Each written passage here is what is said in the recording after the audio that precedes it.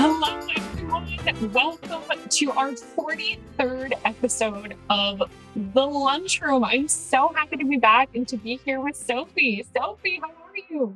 Hi, I'm so well and calling you from the lobe, so even better. I know the background of the iconic front, the cheese grater on the building. I'm so happy to see it and to see you.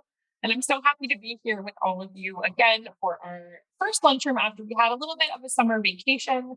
Now, to be clear, we are not coming to you live. We are coming to you from the past. So we're doing a little bit of time traveling today in order to accommodate the schedule of our artist and Sophie in what is a very busy time at A.R.T. because we are eagerly gearing up for our season launch, the opening night of Ayodele Casel's Chasing Magic, which is next Wednesday for us, but tomorrow for all of you. So if you don't have your tickets, please check it out. There will be a link to the performance that will pop up automatically in your Zoom window as you exit the Zoom today. So without any further ado, I'm going to introduce myself. I'm Sarah Scofield. I'm A.R.T's Assistant Director of Special Events and Partnerships.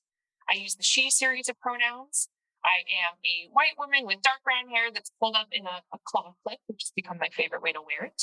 I'm wearing a striped turtleneck to commemorate the first day of fall. I'm really trying to get into fall vibes. Sitting in a swivel chair, I've got headphones in, and there's a pale yellow wall with a HVAC great event behind me. It's very iconic, very aesthetic. It's terrible, actually, but it's fine, but it's there. I am calling into you today from the unceded Indigenous territory of the Massachusetts, Pentucket, Pennacook, and Wabanaki peoples. And I would further like to acknowledge that the land that the Low Drama Center sits upon is the unceded Indigenous territory of the Massachusetts peoples. Sophie, before I turn it over to you for our introduction, I'm just going to read a value statement that we read at the top of every event, virtual and in person. And that is that the A.R.T. is unequivocally opposed to hate, and we center anti-racism as a core value. We expect everyone in the A.R.T. community, including our audiences, to uphold these values, and as such, we will not tolerate anti-Blackness or racism of any kind in our buildings nor at our own events. We aim to create an environment that is uninhabitable to racism and to discrimination, where all BIPOC staff, artists, volunteers, audience, and community are seen, heard, valued, and provided the opportunity to thrive. This work is only possible when we do it together, so thank you for being a partner in it. Sophie, I'm going to turn it over to you, my friend. Yay! Oh my God, this is our 43rd lunchroom. I can't believe it's our 43rd lunchroom. I know. I've hosted, I don't count. I don't know how many I've hosted, but double digits for sure. A few, but this is the return from our hiatus, and what a return from an hiatus. So I'm Sophie Answell. I'm one of the line producers at the A.R.T. I take the she series, she, her pronouns, and I am calling from the Lobe, the unceded land of the Massachusetts people, as Sarah mentioned just before. I am wearing my staple now for the lunchroom, yellow dress with blue, turquoise blue earrings and bold red lip, with my brand new nose ring. And yes, I know. And I am wearing dreadlocks that are worn today, just loose. And I am a Black woman, proud of it. And that's it. Behind me is the cheese grater of the Lobe. And that's about it for my description. And without further ado, Sarah, I'm going to hop off. You're going to hop off, and I'm going to call in our guests for today, for our conversation today. And hi, Toria. Hi. Hello. See you. Hello. Welcome to the lunchroom. Welcome. We're broadcasting to people from the past. So to you. So happy to welcome you. Why don't you give us maybe names are well known to the people who are going to be watching, but why don't we go through the exercise of giving name pronouns? And how would you describe yourself to people? I know you as amazing artists, but how would you describe yourself to people? Well, thank you for this invitation. Hello, people out there in the past, in the future. No, in the future. I am Ayodele Casel. Ayodele. I take the She series. I like the idea of calling it a series. And my name means joy has arrived. I just wanted to put that out there. And how would I describe myself physically right now? I'm wearing all black, which is to signify I don't know, the nighttime, the lack of sleep that I've been getting. I'm wearing the sleep on my colors, and we are in the library. So a lot of books behind us, and I have long hair, a braid, and a bun, which is my signature look, Sophie. Oh, nice. Toria. Yes. So my name is Toria Beard, and my pronouns are she, her, hers. I am a Black woman with, I don't know, maybe shoulder length or a little bit past shoulder length hair. I have locks and they are multicolored, green, blue, and purple. I'm wearing a multicolored dress with flowers and other types of vines. And yes, as Ayodele said, there are books behind us. We're in a library. Yep. Yes, you're in the lobe too. We're both going from the lobe. Ayodele, go for it. Say something. And I was just going to say that I was like, I want to say that I'm a Black and Puerto Rican woman, and I'm proud of it too. I wanted to get in, on the claiming. I love this moment of describing ourselves and taking a second to reflect what we represent to people.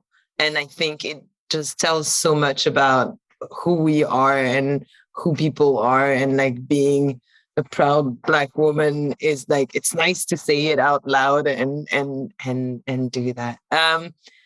But so you're here in the lobe with us. We're all here together. We're in different rooms actually, but we're all here together, and we're here together because to celebrate actually joy. We're working together on Chasing Magic, which is the first show in person in the Lobe after a year and a half that has proven to be challenging is an understatement. Challenging for so many people and for so many reasons. And so what a joy to have you both here with us, and not just both of you, but to have the entire company of Chasing Magic here with us at the Lobe.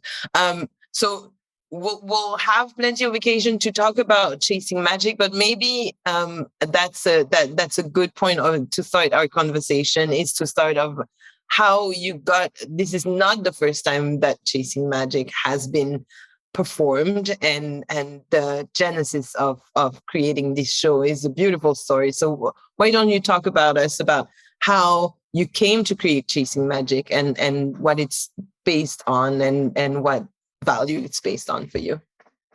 Thank you. So I would like to say that it is awesome that it is the first time that it will be performed live here at A.R.T. So not only do we get the privilege and honor of being the first show back after this, like you said, crazy year and a half, but it is the first time that this cast will be performing it live, which is exciting. Well, we were supposed to do a version of this in March of 2020 at Joe's Pub. And then, the pandemic was like, no, you're not going to be doing that at all. So that kind of just sort of sat, on a shelf. But it had been promoted already. Yeah. So it was in the air, the title and the intention were in there. Were you about to rehearse it? Did you already have, so you're saying you had the intention, were you about to rehearse it? You had the idea already? And the idea was to and not different than from what it ended up being, but the idea was to bring what I call magic collaborators into the room to celebrate our, inspirations and our joy, and to really just have fun. That was what the intention was supposed to be at Joe's Pub as well. And so, but that just didn't happen. So then I would say in March, no, was it January or February? Aaron Maddox at the Joyce. Yeah, maybe January. I think it could have been January. Aaron Maddox at the Joyce Theater called us with an invitation. He said, "What, would you?" As they were trying to figure out their digital programming, he said, "Would you consider doing anything?" And then he said, "Would you want to do the Chasing Magic show that you were going to do at Joe's Pub?" And I was like, "Wow, that would be great." It didn't get a chance to live, so I don't know what it was going to be. And now that we have like had a year of no rehearsals, I hadn't seen my friends. We were just like potted together forever by ourselves. And so we thought like, well, what can it be given the circumstances?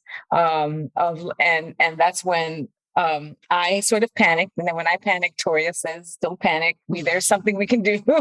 And then I don't know, how did you bring it up to me? Yeah, I said, well, first of all, I think it's kind of important to mention, like, as we're saying, we didn't know what Chasing Magic wanted to be, because the way I think what we've sort of developed is like our creative practice is really bringing the elements together and letting it emerge from that, and not like imposing something on the situation.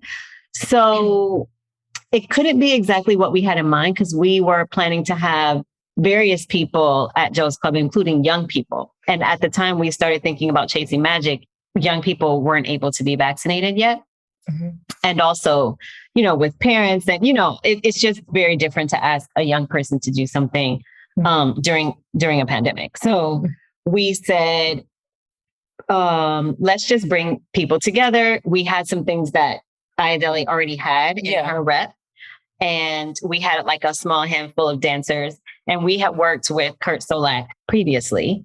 He had created some trailers and content for us before, like a couple years prior, and we just loved working with him. So we're like, my idea was, let's just call Kurt and let's see if Kurt is available first. If Kurt is available, we can make something happen as long as we can edit it. So it was the first show of their digital series, I think, that was not live streamed. It was recorded in the theater and then edited afterwards. So I was like, okay, if we can do that, we'll be good. Yeah. And then we just started running down. Yeah, I leaned on my relationships, my friends. I said, "Who's in town?" Because a lot of people had left. One of our mentees, a dancer that I absolutely adore and love, Andre Imanishi, who was like in every project of mine for years prior, had moved back to Japan, and a lot of people were just in different places. But I was like, Anthony's here, Anthony Marjorato, and my friend, and we have work, that we could like present together. And then we were thinking about, I don't know, like musicians that I just wanted it to be an easy lift for people. I wanted people to get in the room and not feel like stressed, because, stamina is a real thing. Fear was a real thing. Vaccines were not widely available to everyone at that time. So it was kind of like curating a select group of people who I knew would like vibe, and also, I don't know, that we could just kind of jump in to a quick process. I sent them videos. As our rehearsal process was videos. I would send them like, okay, let me learn this phrase. And that's how we rehearsed. We rehearsed virtually, on our own. Everybody in their own home, and then you came together and we had one rehearsal to put that whole evening or hour together. Yeah. And the idea, I mean, what it meant to me, what the idea of Chasing Magic represented was just that thing. What is going to happen when we arrive together, right? What can be born in this moment? It's something that maybe, this is a very interesting exercise, right? Because we have sort of like bottled it, and we're going to perform it multiple times. But initially it was just like, what is that spark that can happen if we really curate this group and bring everybody together? And there was an element of that. We had one day of rehearsal on the stage, and it was a lot for Kurt and like for me, and to look at like angles and, what kind of shots are we going to do? How are we going to set up the top floor? Does Ayodele remember the steps? Like, because I think an interesting part of the journey is also that there has been like, before you got to the video, there had been like almost a year of like not being really with people and dancing, but maybe not dancing for performance, but just to maintain and to be there. Did it feel extremely different to get back into a process? Did you curate a process differently that you would have before, other than like rehearsing everybody at home? But like, did it feel different to be together again? Yeah, I mean, yes and no. It felt, I guess what might have been different in terms of process is that we actually do have a process when we work with dancers. Like, I think we like to create I don't know, a cozy environment, for lack of a better word. Like, I know there's a lot of talking that happens. There's a lot of how are yous and how are you feeling? And we do, it's like our support. It's a professional support group. I do think that it just sort of deepens the relationships that we have with one another. And I think it's what audiences respond to when they see us on stage. They're like, oh, they really are locked with one another. And that's something that we do like to create. But we didn't have time for all of that this time, although we did have obviously moments of check-in. I know that we were all really excited to be in the room together. So that felt different in that it's always exciting, but it felt like we were doing something extra special, We were grateful to be with one another, to be in a theater. That hadn't happened, Yeah. I mean, that was just to be in a theater for the first time after so much time, and also a theater that really felt like home, because we both spent a lot of time there over the years. So yeah, that was great. It was a really good feeling to walk in there. But I want to go back a little bit, because we had worked with some of the dancers before virtually, because we did a project called Diary of a Tap Dancer, where we engaged, I don't know, I think it was somewhere around 40 tap dancers. 40 tap dancers. 40 tap dancers. And there were some featured tap dancers that we made, and Kurt worked with us on that. So I knew we could do it, because we did it like in the height of the most terrifying point of the pandemic, to be honest. And I think what we created was very moving. So I was like, okay, now we're going to actually be able to be together. People can dance on a stage and not on their rooftops or, in their houses. In their basements. But we had done this project, and Amanda Castro, who's in the cast, and Anthony Marjorato were two of the dancers that were featured in Diary of a Tap Dancer. So we have been working with Kurt for like a couple months on that project. So though we hadn't seen each other in person, we had been in close contact with some of the dancers, right? Yeah. Is that they're the only ones that were? Yeah, they're the only ones. And Kurt is in the show this time around, right? Kurt, yeah, he is, and now he's in the show. I was like, maybe he wants to get in front of the camera and be on stage this time. So I asked him to join us, and he happily accepted. And we're happy to have him there.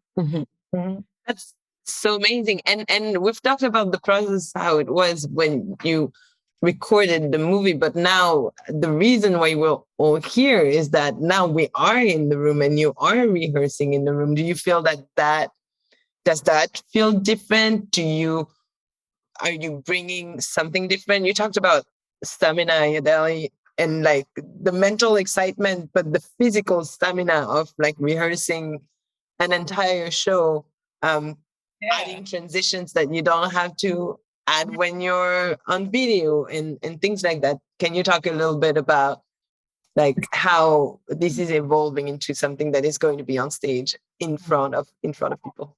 Yeah. Okay, I don't know. Do it. I keep thinking stamina. Well, I will say this only because I remember when we were like, even going like, I don't know how people feel out there, but like during this time, even going grocery shopping, like felt like a huge chore. Like I was like, I had to get in and out in like 15 minutes because like my brain doesn't have like the space for it, And I think I'll speak for myself, and I think this is true for the other dancers as well. We had been dancing for ourselves in our basements, in our rooms, in our own practice sessions, staying connected to the art. But it is it's different when it's like a full hour of like real, like intense focus, on your physical ability. And I would say that, performance in general, there's like different kinds of, I don't know, energy that happens. So I don't know. I think it's a lot. It's a lot. Like my knees, I've been like, icing and stretching more than I ever have in my entire life. I don't know if it's age or just pandemic. I'm going to blame it on the pandemic. We can blame, I think at this point we can blame just about everything on it. But yeah, it's like, because I feel like we're also so excited, and maybe it is all of that energy when you're finally in the room, that it's just double the energy that is going out. And so we have to be really mindful of like that recovery, you know, and the pacing of it, like the pacing of the thing. We actually performed one of these numbers that we're doing in the show like last week, and we had just been for ourselves in the room rehearsing it. And Anthony, when we got off, their lungs were on fire, and he was like, this dance in rehearsal is different than in performance, you know? And so they were saying like, when we get to ART, we just have to run that dance twice in a row, straight performance, you know, because we've noticed the difference in our physical stamina, you know? We'll get there. I mean, you know, believe me, we're going to get there. This is, yeah, I have no doubt. I have had, part of the process is a little changed because the number of people that can have access to the room has changed as well, and it's very restricted. But I've been lucky enough to be one of the person that has been able to witness what's happening in the room, little bit at a time, and it's really amazing. And I'm really in awe of seeing you all and the way you work together and the community. That I have witnessed in the room and that I know will translate to the audiences that come seeing. I know a lot of the message of Chasing Magic is about joy and about wellness and about also being together.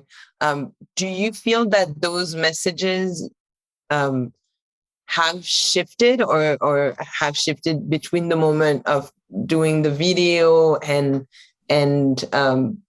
being on stage soon, and can you talk about like what the intention is like for the audience witnessing it and for people seeing it? Yeah, I don't think the intention has changed. We have been able to move around more freely. You know, we've figured out we can, you know, perform outside safely, or, you know, the whole concept of being podded together with people is a thing now, and it wasn't when we made the film. So I think we added a number, which is the one Ayodele is talking about up front, as like, it's kind of like the superhero moment, or the what should we call it? Like it's like being shot out of a cannon into an experience. That's how and I think that's how it looks. We're not superhero, but like power. It's like how we started this conversation. Yeah. Like I do think that our identities, and Ayodele says this all the time, our identities are our superpowers, you know, and if we really lean into them, we can accomplish so much, right? And I think we're giving everybody a chance up top to like flex, basically, you know, because the stamina is higher than it was during the filming, and we are feeling more empowered now, perhaps, than we were back then. So that's one thing that is different. Yeah. But I feel like those other elements are still just as valid. Yeah. Like, I mean, we, you know, start out with gratitude. I mean, that will never get old. And I think sometimes what I love about that representation of the show is that they're just words that kind of like put into focus, I don't know, things that are really important or that we should, you know, keep close to us or, you know, reflect on. So yeah, the gratitude has not shifted. The joy hasn't shifted. You know, our honoring of our culture hasn't shifted. You know, friendships, like all of these things, like I think are just they're like it's like a life practice. You know, and I hope that when people see it, that this is one of the things I love about theater is that I don't know, like it gives you a window and a mirror, you know, for you to reflect what your own life experiences and to go, oh, I I know that. Or I almost forgot about that. Mhm. It just reminds you to come back to yourself, And so, and I love that we get to deliver that message through tap dancing, which is like one of my favorite, the most incredible like blessing in my life, Mm-hmm. Yeah. Mhm. I agree. And I also feel like it's an opportunity for us to reflect back to the audience that you don't have to be on stage to have magical moments. There's magic in your life because you have joy and you have ancestors and you have culture and you have gratitude. Like this is not something that is outside of your lived experience, and I feel like that's what I hope people walk away with is that we are in community, audience members, performers, creators, everybody on the, that's putting their energy toward this production that are not on stage or seen or always named even. We are all chasing that magic is available to all of us, I just thought about how like, we sometimes people say like, oh, I go to the theater to escape or I use art to escape. But I think like it's like a portal back into yourself. Like it's like you're just like, you think that's what you're doing, but you're really just diving really right into the thing that like is there, top of heart, meant to be shown, to you. Yeah. Yeah. One thing that I'm working on or that we're working on together as a group is like finding opportunities to introduce the audience to the artists a bit more, like to spread that out more, because we weren't able to do that in the film or we didn't have time. It just didn't happen. So you will, audience members will really get to learn a little bit more about every single person. They'll get to spend more time with them. Yeah, that was one of my questions. There are amazing artists performing on stage together in community, in communion, together with you, Ayodele, and through your work as well, Toria. And do you want to tell us a little bit more, like little snippets of like each and every single one of you? We know that Kurt like has helped with the video, but like is also an amazing tap dancer, and like we have other artists that are so great. How can we celebrate them in this moment? I am so excited for people to meet these superheroes because they're so amazing. Okay, first of all, I'll go with like Crystal Monet Hall, for example, who's our singer. She always wants to go with Crystal. I want to talk about Crystal too. We fight over it. I love Crystal because she is an incredible vocalist and just incredible human. But like, you know how like you see people and they're so good at what they do that not only does it inspire you, but you maybe consider that you could do that too. Like that is Crystal for me. Like I look at Crystal and her voice, and I'm not a singer, but like I hear her sing and I just want to start singing and I feel like I can't, but I can't do it anywhere near like that. But that's like her magic to me. Yeah. I agree with that because I do sing really loudly and probably off key every time she says your turn.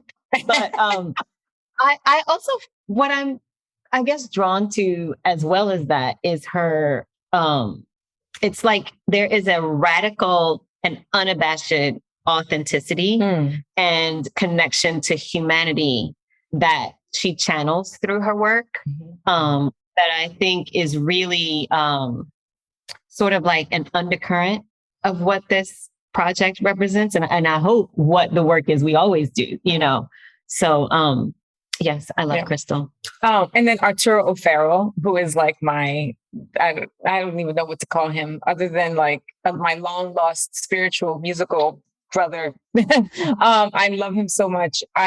He is magic, and he's the kind of he's just the kind of artist. He's like an artist's dream because I trust him so implicitly and it's so like the journey that we kind of musical journey that we always go on is like, I have no idea where we're going to go. And I know it's going to be okay. It's like safety and danger at the same time. Amazing. So that's him. And talk about a humanitarian and like a tireless champion for everything social justice, Yes. everything humanity. Yeah, Yes. he's amazing. So he'll be with us. So that's going to be exciting. And then the dancers, Anthony Marjorato is a dear friend of mine. I've known him since he was 12 years old. He's one of my great collaborators, and he's going to be here. And he's an incredible dancer. I can't wait for y'all to see what his superpowers are. He does have them, and you will see them. Let's see. Naomi is like a tap dancer that I feel like I've been waiting my whole life for her. She has such a unique point of view, and she's just just a beautiful dancer. Amanda Castro, Puerto Rican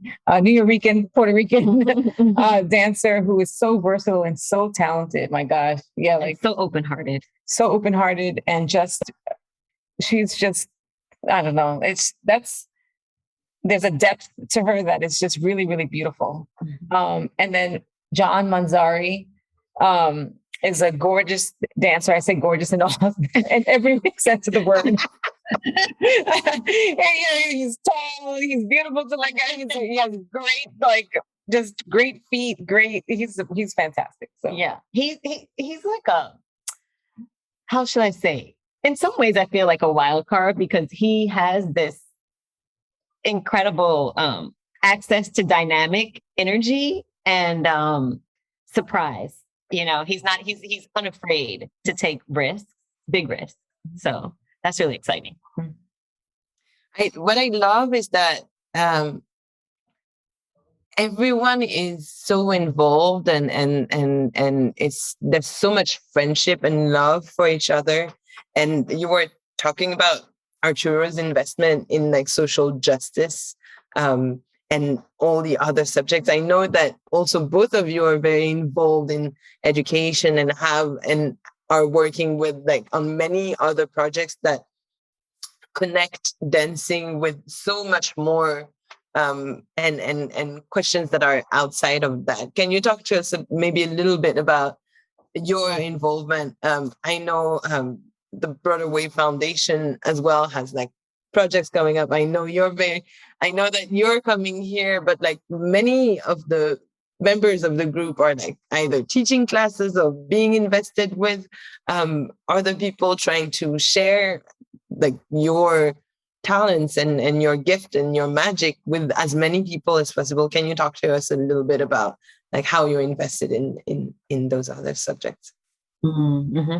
Well, I can talk a little bit about a Broadway Foundation.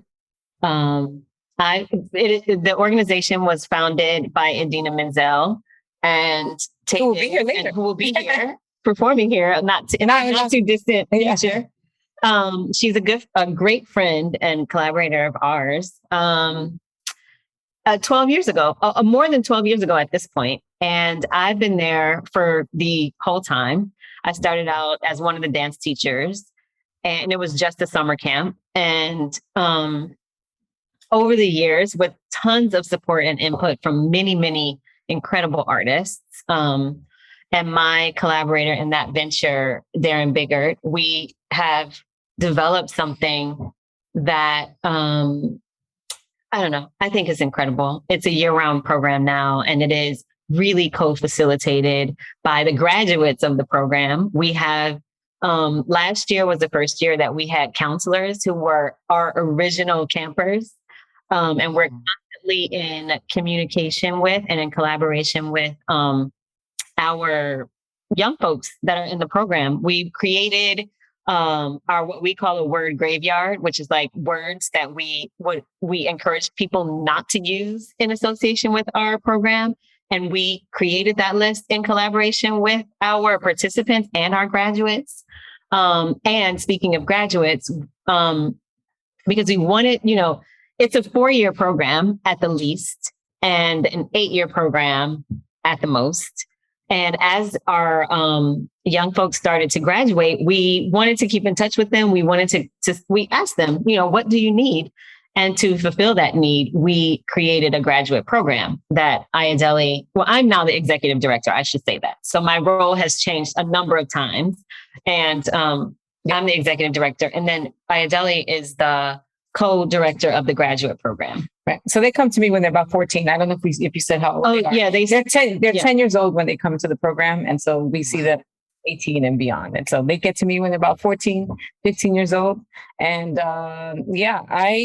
I think it's worthy of note to say that most of our participants are, women identifying of color, Latino and Black, most of them. And for me, I being Black and Latina, like I see myself in them. And I remember I was teaching a lot, like around the country. I used to teach for a dance convention, and I felt like, I was thinking, I want to, like, if I'm going to spend this time, I want to, at this moment in my life, I want to invest that in the communities of young people that came of my experience, because I know how valuable that is. I know what it meant to me to have mentors who were like looking out for me. And I also feel like, I don't know, they inspired me, and I don't know. I just see myself in them. And so that's why I keep coming back, and why I'm always like bringing them around and bringing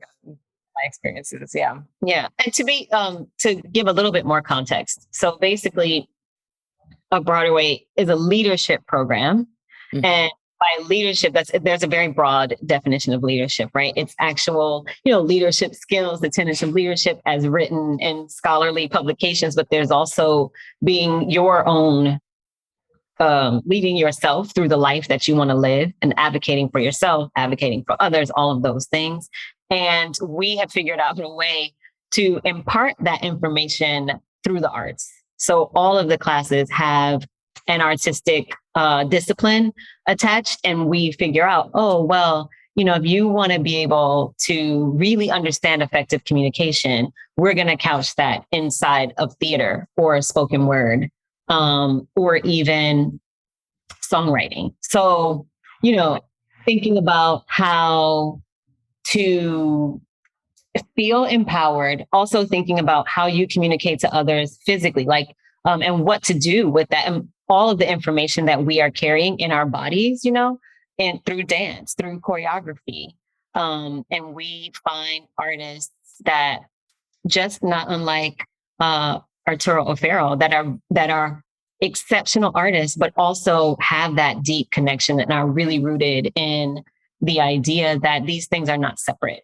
Right. You don't have to, it's all the same. Everything we're talking about that we hope the audience gets from Chasing Magic, those are the same things that I think are required to lead. Right. So can you be an effective leader without understanding and developing a practice of gratitude?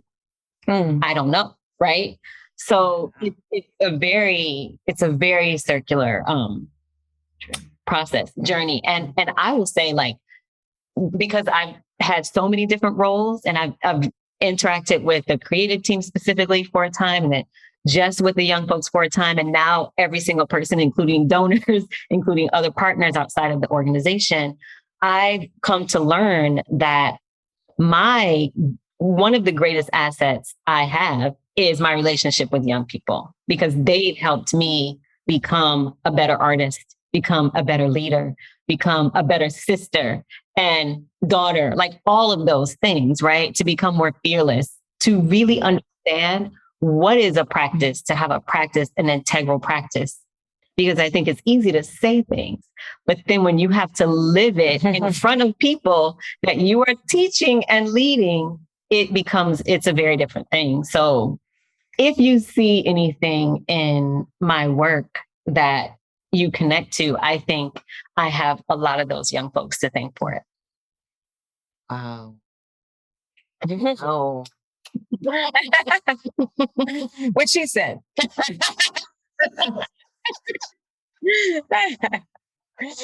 Yeah. I always think young folks are the future and are like pulling us up, actually, like continuously challenging us to be better. So one question that we often have, and today, because we're not live, we don't have live questions, but like one that has kept coming back over and over is, what advice would you give young people who want to get into dance or want to or want to start performing as their job, especially in a world where we're trying to, I like to think that we're trying to reinvent, like we're three beautiful, strong, powerful, talented Black women on screen together. Um, um, and I like to think that like that's also part of the future, and that opens up a new page and a conversation that is not always there. So the future generation, what advice do we have, or would you have for them? What would encourage them to start in the field of performance or the arts, or something like that? I would say to really continue to listen fiercely and follow your curiosity and your love. And the thing that moves you, right? And to honor who you are, like to know that you're so you mentioned earlier, like that your identity is your superpower, right? So like who you are, where you came from, how you were brought up, the languages that you speak, the experiences that you have, that those things that make you are the things that are going to propel you into whatever you want to do, not just arts. And I say that because that is what my experience was, right? Like I knew that I wanted to be an actress since I was 9 years old. And I didn't see a lot of representation when I was growing up in the 90s. Like we had, like, there'd be one role, and oftentimes the roles that were available to people of color were negative representations of that, right? And so I remember feeling like, there's so much in me, and like, what am I like, but I don't really see a space, And even when I started tap dancing, I started tap dancing later. I was 19 years old, but I was always dancing in my room. Like I had a dream. Like I remember I wanted to be a Janet Jackson dancer because I was really into Rhythm Nation, as was like everybody else at IF. Well, I was like, well, I want to dance with Janet Jackson. And in my mind, I did in my room right now. And that might seem like dreaming, but I do think that it was those dreams or that vision of what I wanted that really sort of opened the pathway for me to like see tap dancing and go, oh, that's interesting.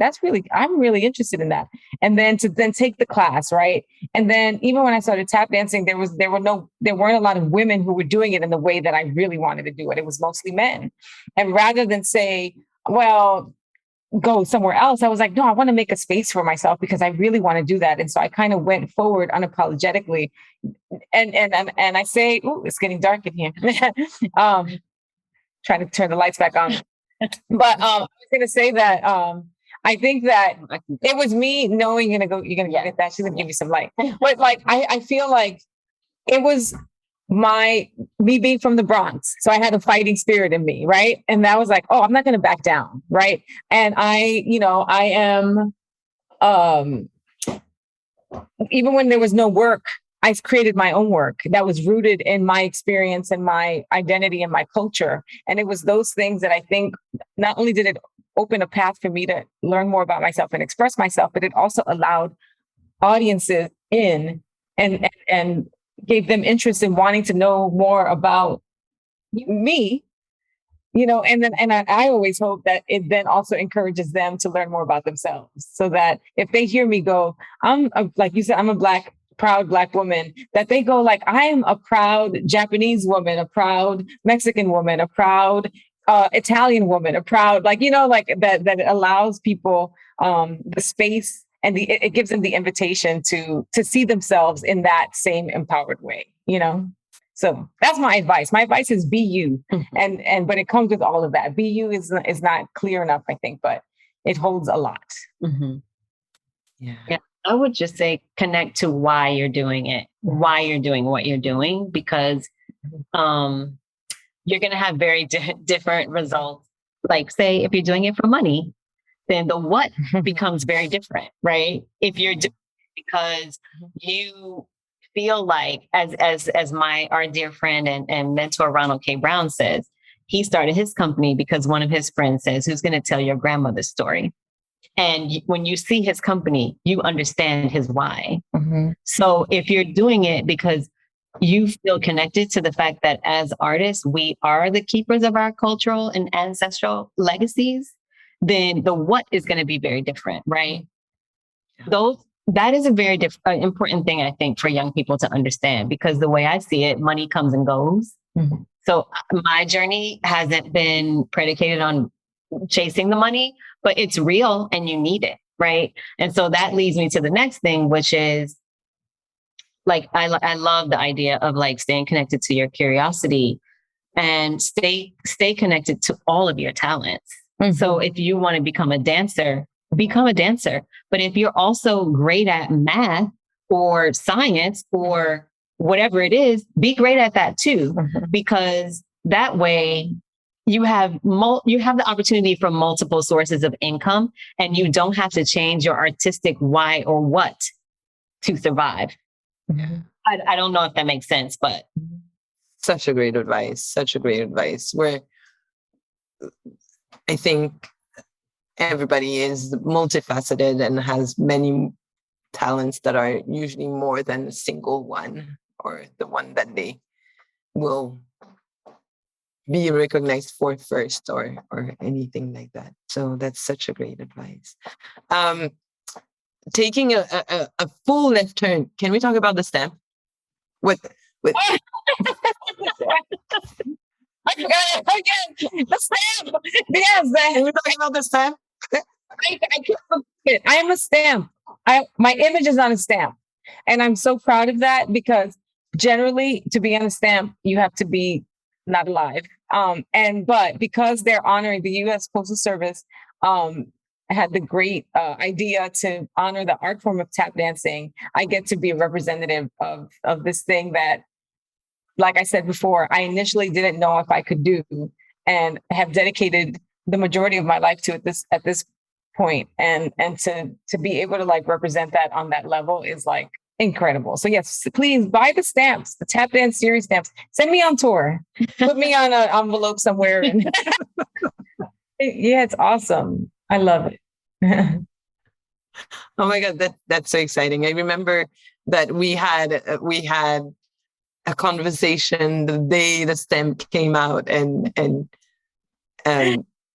you mentioned that you were on the stamp, and I was like, what do you mean?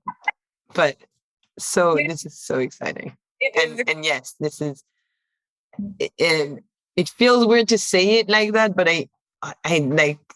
I'm sure this is a proud moment to be on the stamp. It sounds more weird than it is actually, but yes. In the couple minutes we have left, I wanted to talk about maybe what's coming up for you. What I know we're going to continue working together. We're working together through this performance. I'd love to show the trailer for Chasing Magic, but what's coming up? What's next? What's coming up for you? Okay, for me, I'm doing Fall for Dance at New York City Center in October 23rd, 24th. And then we're actually going to be doing Chasing Magic later on in January at the Joyce. What else? Funny Girl, Broadway. I'm choreographing. I'm in charge of all the tapping for Funny Girl. Yeah, that's amazing. Yes, I know, Toria, you had you were working with Diane on the reopening of Waitress. Yes. And so Broadway debut. That's your Broadway debut, right? Like maybe on this side of the table, because I was in The Lion King on Broadway for a long time. Yeah. But on that side of the table, which is just incredible. It was incredible. Wonderful. Yeah. I'm so glad. I'm so happy. And so the A.R.T family staying wide open and continuing to work with amazing artists and continuing to be together. I keep using that word, but I think in community is a word, in friendship, in community. Yeah. Is work together is part of the words. Yeah. I would love to shout out Diane Borger, because I love what you just said about like in friendship and in community and in art and all, because we met Diane when I was artist in residence here at Harvard University in 2018. Mm-hmm. And she I will never forget when I first met Diane. I told Ayodele, I was like, I want to be like her. I want to be like her when I grow up. And then I was just like, we just magically kept like ending up in places together. And I would be like, so Diane. No, I love Diane. And I was also a fellow at Radcliffe for the 2019-2020 year. And and I'm looking at the building where I lived, just last year. And I remember like I would get like a random like text and she's like, I'm at the Lobe. Can you come? And I was like, yes, I can come. And I was just like a little kid. Like I just love her so much. And I'm so thankful that to be here. It's like it's a dream. Yeah. Such a generous and spirit. And I mean, I also remember meeting you, Sophie. And I don't think you have been working here very long, right? That during the President Backow's inauguration. And I remember same thing. I was like, oh, she's so cool. I was like, I want to work with her. I hope we get to work together. And here we are, finally, with patience and perseverance. That's right. So thank you for all you're doing for us. Patience and perseverance is always what sustains us and what takes us to, I don't want to say the finish line, there's no finish line, to the journey of what it is that we're trying to do. Well, anything else that we haven't talked about and that you really wanted to let our audiences know or see, or that you're hoping for people that are watching us today to know or hear? I would just say, just come check us out. Come see us. I think that because deep down inside of you is a tap dancer waiting to be born. And so I want you all to discover that and just to like get a little jolt of the energy that we're going to bring. We're so incredibly grateful and excited to be a part of this season and to like launch A.R.T. back into live performance. So it is with much gratitude, excitement, and joy that we invite you, to come check us out. Yes. Oh my God. What women can do when we do it together, because we have just, all three of us, we've also spoken about Diane Borger, Diane Paulus, and we also have had Sarah here putting this together and guiding this process. I'm shouting us out. I don't know if it's for the people to do, but I'm going to say yes for the women with grace and generosity and power, making things happen. Oh my God. Well, all of that. And I'm excited. We have been working very hard to welcome audiences back into our theaters. So we can't wait to see everybody here that is watching the lunchroom today, or people that are going to watch it a little later, to welcome you into the space that is the Lobe, to see Chasing Magic, to be here with us. And with that, thank you so much, Ayodele. Thank you, Toria. That was such a fun conversation. Yay. Well, I will say an awkward bye on Zoom and see you in about a minute and a half on the other side of the world, since we are in the same building. But in the meantime, I hope you all have a great day. It's been a pleasure to launch back into the lunchroom, the 43rd episode, and we will see you very soon into the space and in person, and safely in person, everybody together. Thank you so much. Bye. Bye.